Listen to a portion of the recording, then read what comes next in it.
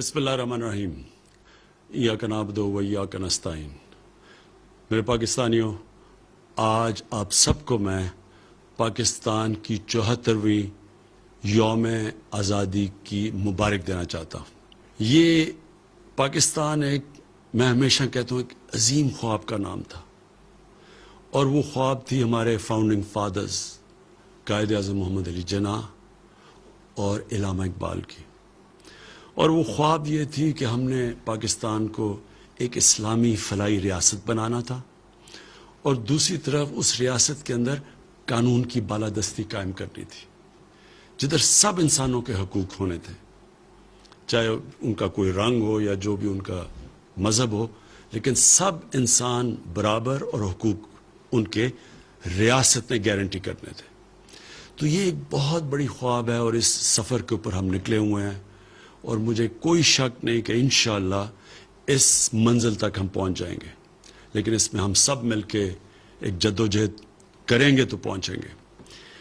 دوسری میں آج آپ کو مبارکی دینا چاہتا ہوں، جس طرح ساری قوم نے مل کے کرونا وائرس کا مقابلہ کیا، شاید ہی کسی قوم نے اس کامیابی سے بیلنس کیا، اس کرونا وائرس کی جدوجہد میں شاید ہی کسی نے اس طرح بیلنس کیا جو ہمارے ملک پاکستان نے کیا۔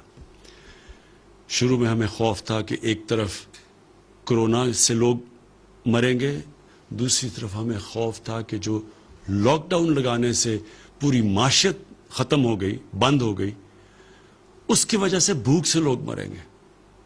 تو جو ہم نے فیصلے کیے، آج ہمیں اللہ کا خاص شکر ادا کرنا چاہیے کہ کرونا کے کیسز بھی نیچے آ گئے ہیں، اور ہماری معیشت بھی اوپر جانا شروع ہو گئی ہے۔ اس میں پھر سے میں کہتا ہوں کہ کوشش انسان کرتا ہے، لیکن کامیابی اللہ دیتا ہے۔ یہ نہیں کہ ہم جنگ جیت چکے ہیں، ابھی بھی چیلنجز سامنے ہیں۔ ہم نے اگر احتیاط نہ کی، اور سب سے بڑی احتیاط ہے کہ ہم جب بھی لوگوں کے سامنے جدھر پبلک میں جائیں اپنے فیس ماسک پہنیں۔ آسان چیز ہے، جیسے آپ یہ پہنتے ہیں تو چانسز اس وبا کے پھیلنے کی کم ہو جاتی ہے۔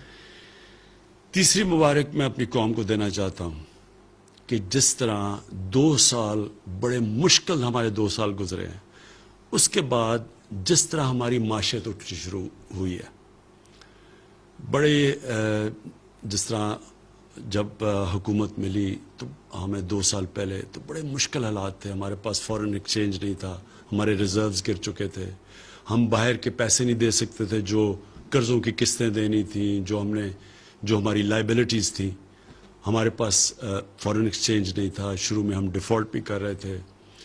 بڑا مشکل وقت تھا، کیونکہ اگر ملک اپنے جو انہوں نے قرضے دینا یا جو لائبلٹیز ہیں اس پہ ڈیفالٹ کر جائے تو اس کے بڑے برے اثرات ایک ملک کے اوپر آتے ہیں۔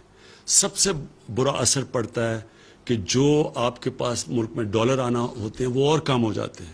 جب وہ کم ہوتے ہیں تو ڈالر کی قیمت اوپر چلی جاتی ہے اور روپیہ نیچے گر جاتا ہے، اور جب روپیہ نیچے گرتا ہے تو یاد رکھیں ساری چیزیں جو باہر سے ہم امپورٹ کرتے ہیں، خریدتے ہیں، وہ مہنگی ہو جاتی ہے، اور ملک میں مہنگائی آ جاتی ہے۔ تو بہت بری مہنگائی سے ہم بچے ہیں، کیونکہ ہم ڈیفالٹ سے بچ گئے تھے۔ لیکن یہ نہیں کہ لوگوں کے حالات آسان تھے، میں سب جانتا ہوں کہ کس طرح لوگوں کے حالات مشکل تھے اور ابھی بھی ہیں، لیکن خوشخبری آپ سب کے لیے یہ ہے کہ حالات بہتر ہو رہے ہیں۔ ہماری ہر چیز، اگر آپ نے دیکھنا ہے کہ بزنس کمیونٹی کا کتنا اعتماد ہے ایک ملک کی معیشت پہ، تو سٹاک مارکیٹ دیکھیں، ریکارڈ ہماری سٹاک مارکیٹ نے کامیابی سے اوپر گئی ہے۔ اس لیے گئی ہے کہ لوگوں کا اعتماد بڑھنا شروع ہو گیا، اور اس کی ایک بہت بڑی وجہ ہماری کنسٹرکشن انڈسٹری ہے۔ ہم نے اپنی کنسٹرکشن انڈسٹری کو وہ مراد دیے ہیں جو کہ کبھی پاکستان کی تاریخ میں کنسٹرکشن انڈسٹری کو پہلے نہیں ملے تھے، اور کنسٹرکشن انڈسٹری جب آپ کی اٹھنی شروع ہوتی ہے تو اس کے ساتھ 40 اور انڈسٹریز ہیں جو اٹھنی شروع ہو جاتی ہیں۔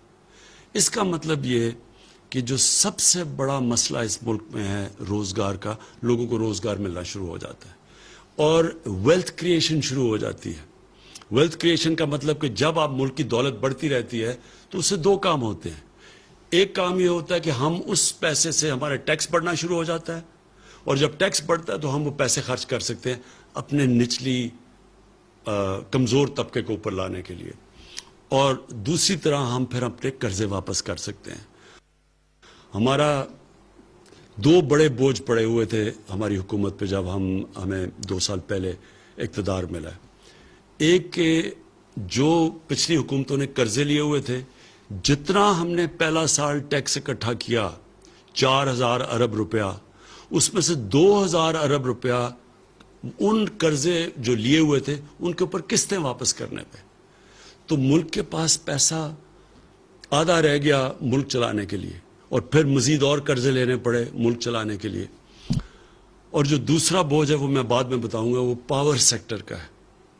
بجلی مہنگی بنا رہے ہیں, جو کانٹریکٹ سائن کیے ہوئے ہیں اس میں بجلی مہنگی بن رہی ہے, اور ہم اس ریٹ پہ پبلک کو بجلی بیچ نہیں سکتے کیونکہ آگے بہت مہنگی بجلی ہے. اور پھر ہماری انڈسٹری مقابلہ نہیں کر سکتی بر صغیر کی انڈسٹری سے, مثلا ہندوستان اور بنگلہ دیش, کیونکہ وہاں بجلی سستی تھی. تو یہ دو ہمیں سب سے بڑے مشکلات پڑی ہوئی تھی. تو اس کے لیے جو ہماری معیشت تھی وہ اٹھ نہیں رہی تھی, کیونکہ ہم بیلنس کر رہے تھے, اپنے خرچے کم کر رہے تھے, آمدنی بڑھانے کی کوشش کر رہے تھے. تو اللہ کا شکر ہے کہ آج ہماری آمدنی بڑھنی شروع ہو گئی ہے. اس کرونا وائرس کے باوجود ہماری جولائی کے اندر جو ٹیکس کلیکشن ہے وہ جو ہم نے ٹارگٹ سیٹ کیا تھا اس سے زیادہ ہوئی ہے, اور آگے اور بہتر حالات نظر آ رہے ہیں. اور جیسے جیسے ہماری کنسٹرکشن انڈسٹری چلے گی تو انشاءاللہ ہماری ٹیکس کلیکشن بھی بڑھتی رہے گی, اور روزگار بھی لوگوں کو ملتا رہے گا. اور ہمارا جو اور خوشائن چیز ہے, ہماری ایکسپورٹس بڑھنی شروع ہو گئی ہیں. جو دنیا کے اندر ساری دنیا میں ایکسپورٹس کو نقصان ہوا ہے کرونا وائرس کی وجہ سے, تو یہ ہمارے لیے بڑی, پھر سے میں کہوں گا خوشائن چیز ہے کہ ہماری ایکسپورٹس بڑھنی شروع ہو گئی ہے. ہماری ٹیکس کلیکشن اوپر چلی گئی ہے, ہماری سٹاک مارکیٹ اوپر چلی گئی ہے, سیمنٹ کی سیلز اوپر چلی گئی, اس کا مطلب کنسٹرکشن ایکٹیویٹی شروع ہو گئی ہے. اور انشاءاللہ آگے جو ہم اب دیکھ رہے ہیں کہ حالات اب مزید بہتر ہوتے جائیں گے. تو جو میں پھر سے آپ کو جو کہا تھا کہ دوسرا ہمارے لیے بہت بڑا مسئلہ وہ ہے کہ مہنگی بجلی جنریٹ کر رہے ہیں ہم. کانٹریکٹس جو سائن کیے ہوئے تھے ماضی میں حکومتوں نے, وہ بجلی جس قیمت پہ بنا رہے تھے اس میں اور جو ہم بیچ رہے تھے اس میں بہت بڑا فرق تھا, جس کی وجہ سے ہمارے گردشی قرضے بڑھتے جا رہے تھے. کوئی بھی دکان نہیں چل سکتی اگر وہ مال خریدے 10 روپے کا اور بیچے لوگوں کو 5 روپے کا. کوئی دکان نہیں چل سکتی. بجلی مہنگی خرید رہے ہیں اور جو بیچ رہے ہیں وہ ہم کم, کیونکہ آگے بجلی بہت مہنگی تھی. تو لہٰذا مذاکرات چل رہے تھے گورنمنٹ کے اور انڈیپینڈنٹ پاور پروڈیوسرز کے. تو میں جو چوتھی مبارک اپنی قوم کو دینا چاہتا ہوں کہ یہ طویل مذاکرات کے بعد ہماری کل اگریمنٹ ہو گئی ہے, ان سے معاہدہ ہو گیا. اس کی ڈیٹیلز تو ہماری ٹیمز آپ کو بتاتی رہیں گی, لیکن اس کا آپ کے عوام کے اوپر کیا فرق پڑے گا, اس سے جو بجلی کی جنریشن کی قیمت ہے وہ کم ہونی شروع ہو جائے گی. اور جب وہ بجلی کی جنریشن کی قیمت کم ہوگی, یہ فائدہ ہماری انڈسٹری کو بھی ہوگا اور انشاءاللہ آنے والے دنوں میں عوام کو بھی ہوگا. دوسرا, اس کے دو پہلو ہیں. ایک تو ہم بجلی مہنگی بنا رہے ہیں اور بیچ کم رہے ہیں, تو وہ انشاءاللہ اس جنریشن کی قیمت کم ہوگی. دوسرا, آنے والے دنوں میں جو ہم بڑی دیر سے تیاری کر رہے ہیں اپنی ڈسٹریبیوشن نیٹ ورک کو ٹھیک کرنا. جو بجلی ہم جو ڈسٹریبیوشن جو لائنوں میں جاتی ہے اس میں سے بہت لائن لاسز ہیں, چوری ہے اور لائن لاسز ہیں. اس کو کم کرنے کے لیے آنے والے دنوں میں آپ کے سامنے آپ پورے وہ ریفارم پیکج لے کے آئیں گے کہ کیسے ہم یہ ڈسٹریبیوشن بجلی کا اس میں لائن لاسز کیسے کم کر سکتے ہیں, چوری کیسے کم کر سکتے ہیں. یہ پورا پیکج آپ کے سامنے لے کے آئیں گے. پھر سے اس کا نیٹ نتیجہ انشاءاللہ بجلی کی قیمت کم ہوگی. یہ سب سے بڑا بوجھ ہمارے اوپر قرضوں کے ملک کے قرضوں کے اوپر کا ایک بوجھ, اور دوسرا بوجھ یہ پڑا ہوا یہ جو مہنگی بجلی بنا رہے ہیں اور پھر ہم جو ڈسٹریبیوٹ کرتے ہیں اس میں نقصان بہت ہو رہا ہے.